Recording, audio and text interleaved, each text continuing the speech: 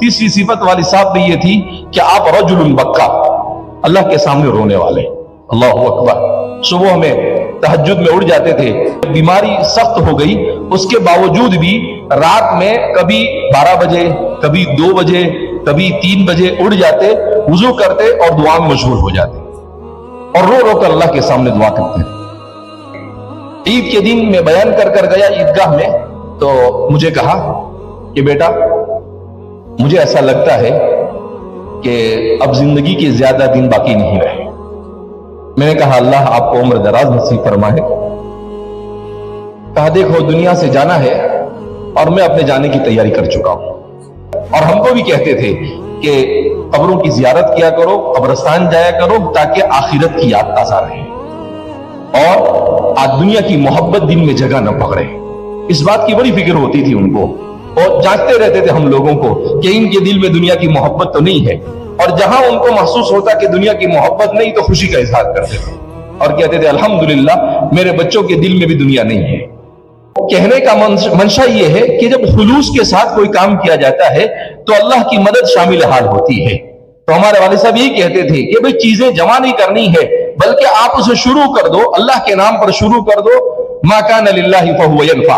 हजरत इमाम मालिक ने जब मुअत्ता लिखने का इरादा किया तो लोगों ने कहा कि और भी बहुत सारे लोग मुअत्ता लिख रहे हैं, आप भी मुअत्ता लिख रहे हैं, तो क्या फायदा उससे। तो इमाम मालिक ने बड़ा तारीखी जुमला कहा मा कान लिल्लाहि फहुव यबका।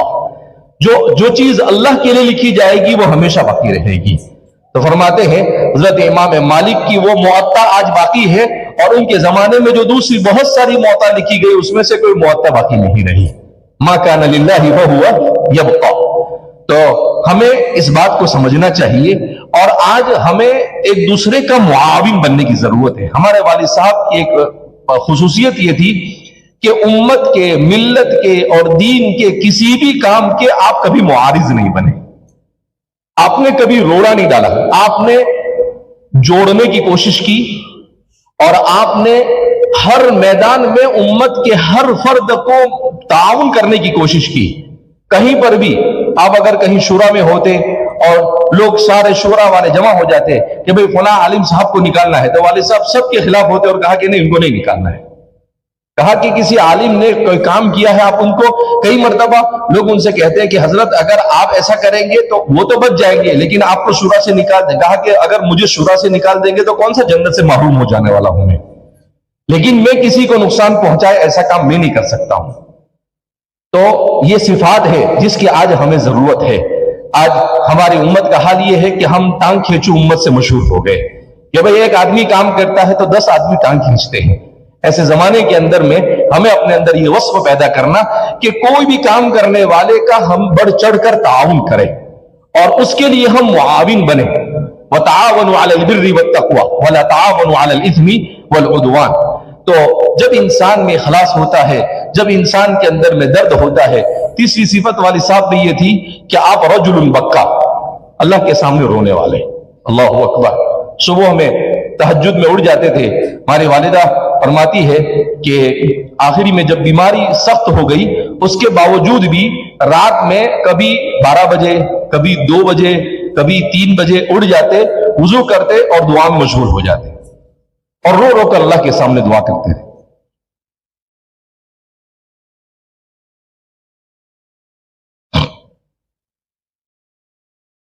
तो आज हमारे अंदर इस चीज की कमी है कि हम अल्लाह से नहीं मांगते, हम लोगों के सामने हाथ फैलाते हैं मगर खालिक के सामने हाथ नहीं फैलाते। जरूरत इस बात की है कि हम खालिक से मांगने वाले बने, हम खालिक के सामने हाथ फैलाने वाले बने। वालिद साहब कहा करते थे मैं अपनी जरूरतें अपने अल्लाह के सामने पेश करता हूं, मैं किसी मालदार के पीछे और लोगों के पीछे मैं पीछे खुशामद करने और भीख मांगने का मैं कायल नहीं हूं। जिसको देना हो वो दे जावे, बाकी मैं लोगों के पीछे नहीं घूमता हूं। और वाकईतन हमने देखा कि आप कभी किसी मालदार को उसके मालदारी को देखकर कभी मुतासिर नहीं हुए, किसी तालीम याफ्ता को उसकी तालीम को देखकर मुतासिर नहीं हुए, कभी मरऊब नहीं होते थे। आप जिसके साथ बैठते थे वो सामने वाला आपसे मुतासिर होता था, मगर आप कभी भी ऐसा नहीं सोचते थे कि ये बड़ा आदमी है तो क्या होगा। नहीं, आपको जो बात कहना हो वो कह देते थे। तो लिहाजा जरूरत इस बात की है कि हम अपने अंदर इन सिफात को पैदा करें कि हम रोने वाले बने, آج اس کی بڑی کمی محسوس کی جاتی ہے. اور والد صاحب کی ایک چوتھی بڑی خصوصیت یہ تھی کہ اکابرین سے، علماء سے اور اپنے اساتذہ سے آخری زندگی تک آپ نے ایسا تعلق کیا کہ کوئی بھی کام ہوتا تھا تو اپنے بزرگوں سے مشورہ لے کر کرتے تھے. ہمارے والد صاحب، ہمارے ماموں حضرت مولانا عبد الرحیم صاحب نور اللہ مرقدہ، وہ فرماتے ہیں کہ والد صاحب نے جب عکل کوہ میں مدرسہ شروع کیا سن ہجری 1400 میں، بالضبط سن ہجری 1400 میں، تو اس وقت آپ نے 200 سے زیادہ اکابرین اور علماء کو خطوط لکھے اور کہا کہ میں ایسے علاقے میں گیا اور وہاں پر مجھے ضرورت محسوس ہوئی، وہاں کے لوگوں نے درخواست کی اور وہاں پر ادارہ شروع کرنے کا ارادہ ہے، آپ کی کیا رائے ہے اور آپ کا کیا مشورہ ہے اور آپ سے دعا کی درخواست. تو فرماتے ہیں کہ اس کی برکت سے، انہی دعاؤں کی برکت سے اور انہی بزرگان دین سے تعلق کی برکت سے اللہ رب العزت نے اس مقام تک پہنچایا. تو اس لیے آج ہم میں سب سے بڑی کمی ہے کہ ہم اپنے بزرگوں سے منقطع ہو چکے ہیں. ہم اکابرین سے منسلک نہیں، نہ ہمارے ان اکابرین کے بارے میں ہمیں کچھ پتا جو جا چکے ہیں، اور نہ ہمارے ان اکابرین سے ہمارا کوئی تعلق جو موجود ہے. حضرت تھانوی رحمۃ اللہ علیہ فرماتے تھے کہ ہمارے زمانے میں شیطان جب انسان کو بہکاتا ہے تو کیا کہتا ہے کہ بایزید بستامی اور جنید بغدادی جیسے بزرگ نہیں مل رہے ہیں. کہا کہ جیسا زمانہ ہوگا ویسے بزرگ ہوں گے، آپ جیسے ہیں اللہ ویسے بزرگ آپ کو عطا کرے گا. آپ ابو بکر صدیق کو اگر اس زمانے میں ڈھونڈیں گے تو کہاں سے ملنے والے ہیں؟ اسی لیے حضرت علی رضی اللہ تعالیٰ عنہ سے کسی نے کہا کہ کیا بات ہے کہ آپ کے زمانے میں اختلاف ہے اور آپ کے زمانے سے پہلے اختلاف نہیں تھا؟ تو آپ نے بڑا عجیب جواب دیا. آپ نے کہا ابو بکر اور عمر کے مشیر ہم تھے اور میرے مشیر تم لوگ ہو. کہا کہ وہ مشیر ایسے تھے کہ جن کی برکت سے وہ تو وشاورہم فی الامر فاذا عزمت فتوکل علی اللہ. ہم قرآن کو پڑھتے ہیں مگر قرآن کریم کے اوپر غور و فکر کرنا، اس پر عمل کرنا، یہ ہماری زندگی میں نہیں. والد صاحب کی خصوصیت یہ تھی کہ قرآن سے بے پناہ محبت تھی. روزانہ کا معمول تھا قرآن کریم سورہ یاسین کا پڑھنا. روزانہ صبح میں اٹھتے ہی پہلے آپ سورہ یاسین شریف کی تلاوت کرتے تھے اور پھر اس کو ایسے نہیں پڑھتے تھے سرسری، بلکہ تفکر و تدبر کے ساتھ پڑھتے تھے. اگر عذاب کی آیت آتی تو وہاں پر رک کر اللہ سے عذاب سے پناہ مانگتے اور روتے، جو رسول اللہ صلی اللہ علیہ وسلم کا طریقہ تھا. اگر جنت کی آیت آتی تو وہاں پر اللہ سے جنت کا مطالبہ کرتے، اللہ کی رضامندی کو مانگتے. حضرت ام المؤمنین حضرت عائشہ صدیقہ رضی اللہ تعالیٰ عنہ سے کسی نے پوچھا اور حضرت اسما سے بھی کسی نے پوچھا کہ صحابہ اور اللہ کے رسول کیسے قرآن پڑھتے تھے؟ تو فرمایا ٹھہر ٹھہر کر قرآن پڑھتے تھے، اور جہاں پر وعید کی آیت آتی تھی وہاں پر رو کر اللہ سے جہنم سے اور اللہ کے عذاب سے پناہ مانگتے تھے، اور جہاں پر جنت کا تذکرہ ہوتا وہاں پر اللہ سے، اللہ رب العزت سے جنت کا مطالبہ کرتے اور اللہ کے سامنے روتے تھے. تو لہذا ہم جمع ہوئے ہیں تو جمع ہونے کے بعد ہمیں کوئی مقصد ہونا چاہیے. اسی طریقے سے آپ کی زندگی میں نماز، اللہ اکبر، کسی حالت میں نماز نہیں چھوڑتے تھے آپ، کسی صورت میں نہیں. اتنے شدید بیمار تھے کہ آپ بستر سے پر ہل بھی نہیں سکتے تھے آخر میں، مگر اس حالت میں بھی آپ کے وفات سے تقریباً 15-20 دن پہلے کی بات ہے کہ ہم آپ کے ارد گرد کھڑے تھے.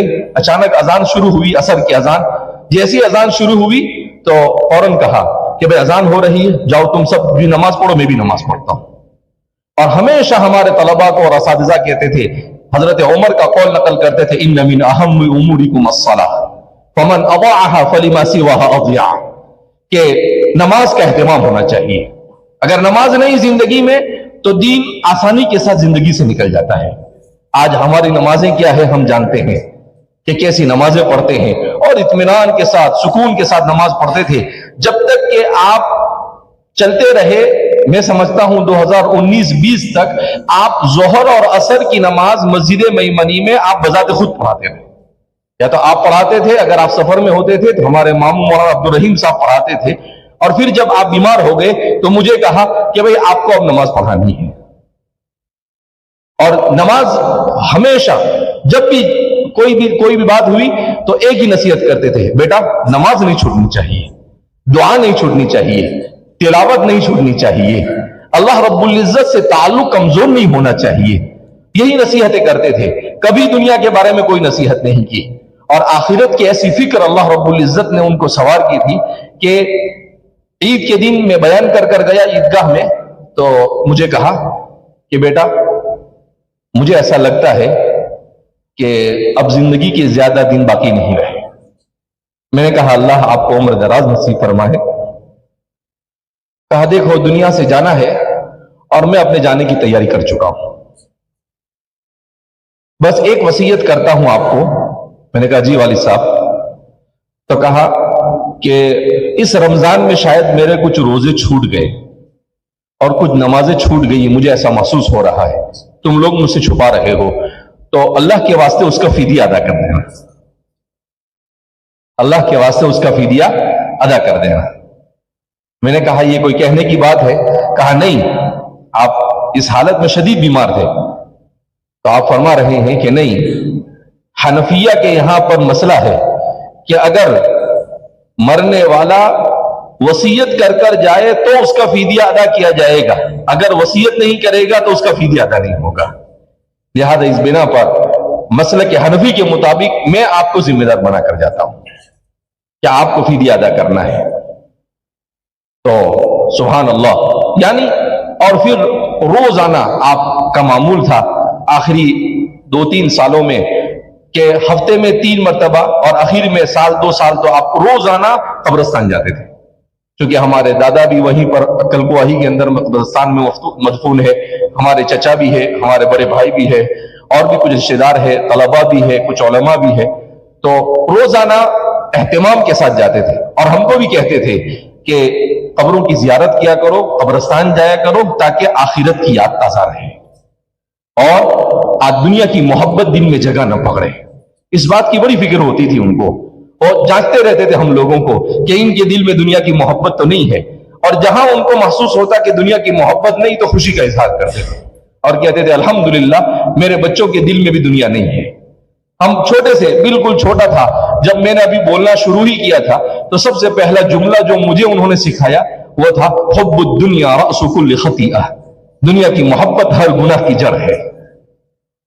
اور ایسی دنیا سے بے رغبتی تھی آپ کو، اللہ اکبر، کہ آپ کے انتقال کے بعد آپ کا فدیہ ادا کرنے کے لیے کہا کہ بھئی آپ کے ترکے میں سے کچھ دینا ہے، تو ہمارے والدہ نے کہا کہ بھئی کچھ چھوڑا ہی نہیں ہے تو آپ کیا کرو گے؟ تو ہم لوگوں نے کہا کوئی بات نہیں، ان کا فدیہ زیادہ تھا بھی نہیں، اس لیے کہ آخری رمضان کے 12-15 روزے آپ کے چھوٹے، وہ بھی ہماری والدہ کہتی ہے کہ میں چونکہ سفر میں تھا تو کہا کہ ڈاکٹر نے کہا کہ آپ ان سے ایسا کہیے کہ آپ روزہ نہیں رکھ سکتے ہو، اگر آپ روزہ رکھو گے تو آپ کے لیے اچھا نہیں ہے۔ تو والد صاحب کہتے ہیں یہ کیسے ہو سکتا ہے کہ ایک مسلمان کی زندگی میں رمضان آئے اور وہ روزہ نہ رکھے؟ یہ تو جیتے جی قیامت قائم ہو گئی، یہ ایسا نہیں ہو سکتا ہے۔ کہا وہ ڈاکٹر منع کر رہا ہے، کہا کہ ڈاکٹر منع کرتا رہے، اسے کیا سمجھتا ہے، اسے کیا پتا آخرت کیا ہے اور دنیا کیا ہے؟ کہا کہ کل قیامت کے دن اللہ کو کیا جواب دیں گے؟ کہا وہ کہتا ہے اگر مر جائیں گے تو اچھا ہے، روزے کی حالت میں مریں گے، ویسے بھی مرنا ہے، دنیا سے جانا ہے۔ تو اسلامی شعائر کے ساتھ، ارکان اسلام کے ساتھ اس درجہ وابستگی یہ آج مفقود ہوتی چلی جا رہی ہے، جس کا احیاء ہمارے لیے بہت زیادہ ضروری ہے۔ بہرحال اللہ رب العزت نے جو خوبیاں آپ کو عطا کی، ان خوبیوں کو بیان کرنے کے لیے کافی وقت چاہیے۔ ہمیں جو کچھ ہم نے سنا اس پر عمل کرنے کی اللہ توفیق مرحمت فرمائے، اور ہمیں اپنی اور اپنی اولاد کے لیے دنیا کے بجائے آخرت کی تیاری کی فکر کرنے کی توفیق مرحمت فرمائے۔ آپ کی زندگی کا سب سے بڑا میسج یہ تھا کہ آخرت مقدم ہونی چاہیے، دنیا مقدم نہیں ہونی چاہیے۔ آپ نے اگر چاہتے تو وہ ہم لوگوں کو ڈاکٹر بنا سکتے تھے، انجینئر بنا سکتے تھے، بہت کچھ بنا سکتے تھے، اتنے ادارے آپ نے قائم کیے، مگر ہم لوگوں کو کبھی اس تعلیم کی طرف نہیں لے گئے۔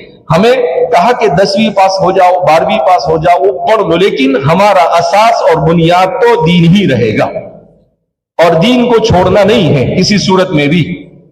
تو اس لیے بہرحال ہم سب کے لیے ضروری ہے کہ فتنوں کے اس دور میں ہم ان صفات کو اپنے اندر پیدا کرنے کی کوشش کریں۔ اللہ رب العزت ہم سب کو صحیح معنی میں رسول اللہ صلی اللہ علیہ وسلم کی سنتوں کا وارث بنائے، اور اللہ کے رسول صلی اللہ علیہ وسلم نے جس طریقے پر ہمیں چھوڑا ہے اس طریقے پر ہمیں چلنے کی توفیق مرحمت فرمائے۔ الحمدللہ آپ نے جو ادارے قائم کیے، چونکہ مجھے منور زماں صاحب نے ابھی کہا کہ بھئی آپ تھوڑا سا بیان کر دیں اس کے بارے میں، تو الحمدللہ ویسے تو तकरीबन जो मस्जिदें कायम की ऑफिशियली रिकॉर्ड पर है वो तकरीबन 7,000 है, और जो अनऑफिशियली है वो भी 2-3 हजार से कम नहीं होगी। कि कई आज एक महीने से मुसलसल लोग आ रहे हैं और कोई भी आता है तो कहता है कि मौलाना ने हमारे यहां मस्जिद बना दी, जबकि हमें इसका कुछ पता नहीं। कोई कहता है कि मौलाना ने मुझे हज कराया, कोई कहता है मौलाना ने मुझे उमरा कराया, कोई कहता है मौलाना ने मेरा घर बना दिया, कोई कहता है अजीब अजीब कहानियां लोग आकर और इससे अपने सुनाते हैं रो रो कर।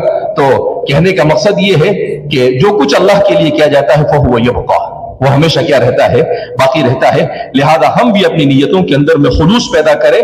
तो वालिद साहब ने अल्हम्दुलिल्लाह अल्लाह ने उनके हाथों इतनी मस्जिदें तामीर करवाई और तकरीबन 700 से 900 इदारे तामीर हुए आपके हाथों पर, मदारिस ताइम हुए। 120 इदारे जामिया की जेर निगरानी काम कर रहे हैं, जिसमें तकरीबन 60,000 से ज्यादा बच्चे जेर तालीम है। और उसके अलावा वालिद साहब ने जो कॉलेज और स्कूलें कायम की है उसकी तादाद भी तकरीबन 140 से मुतजाविज है। ये तो वो जो हमारे रिकॉर्ड में है, बहुत सारे वो है जो रिकॉर्ड से बाहर है, और कभी उन्होंने सब रिकॉर्ड लिखने की कोशिश भी नहीं की। एक मर्तबा किसी ने कहा कि हजरत आपने इतना काम किया है कि नोबेल प्राइज भी आपके सामने कम है। तो वालिद साहब ने कहा कि भाई हमने ये प्राइज वराइज के लिए खिदमत नहीं की है। मा असअलुकुम अलैहि अजरा इन अजरिया इल्ला अल्लाह, कहा हम तो अंबिया के वारिसीन है, और अल्लाह ने कहा कि मा असअलुकुम अलैहि अजरा, मैं तुमसे अजर नहीं मांगता हूं, मेरा अजर तो अल्लाह के ऊपर है। हमको अल्लाह से अजर चाहिए, हम किसी से अजर और किसी से प्राइज और किसी से अवार्ड हमको नहीं चाहिए। लिहाजा इस बिना पर अल्लाह रब्बुल इज्जत हमें आपकी सीरत को पढ़कर उनके नक्शे कदम पर चलने की तौफीक मरहमत फरमाए। और माशाअल्लाह जामिया और उसके जेर निगरानी चलने वाले इदारों से अब तक के 30,000 बच्चों ने कुरान करीम का हिफ्ज मुकम्मल किया है, और तकरीबन 5 लाख से ज्यादा बच्चों ने कुरान करीम और बुनियादी तालीम से आरास्ता हुए। मकाती वगैरह में 2,500 बच्चे डॉक्टर बने, 15,000 से ज्यादा बच्चे इंजीनियर बने, 10,000 के करीब बच्चे फार्मासिस्ट बने, और स्कूल के टीचर D.Ed B.Ed वो भी तकरीबन 10,000 से मुतजाविज है। तो अल्हम्दुलिल्लाह, और 10,000 बच्चे अल्हम्दुलिल्लाह फाजिल और आलिम बने। तो अल्लाह रब्बुल इज्जत ने आपसे जो काम लिया, इन्ना इब्राहीम कान उम्मतन कानितन लिल्लाहि हनीफा, अल्लाह रब्बुल इज्जत हमें भी आप ही के नक्शे कदम पर खुलूस और लिल्लाहियत के साथ काम करने की तौफीक मरहमत फरमाए, और अल्लाह हम सब से राजी हो जाए, ऐसे अमाल की तौफीक मरहमत फरमाए। फितनों के इस दौर में हमें ईमान और इस्लाम पर इस्तिकामत नसीब फरमाए, और अल्लाह हम सब पर अपना खुसूसी फज़ल नाज़िल फरमाए। मैं एक बार फिर दारुल उलूम हैदराबाद और आप तमाम हजरात का ममनून मशकूर हूँ कि अल्लाह रब्बुल इज्जत ने हम सबको इस निस्बत पर यहाँ पर जमा होने की तौफीक मरहमत फरमाई। व आखिर दावाना अल्हम्दुलिल्लाहि रब्बिल आलमीन।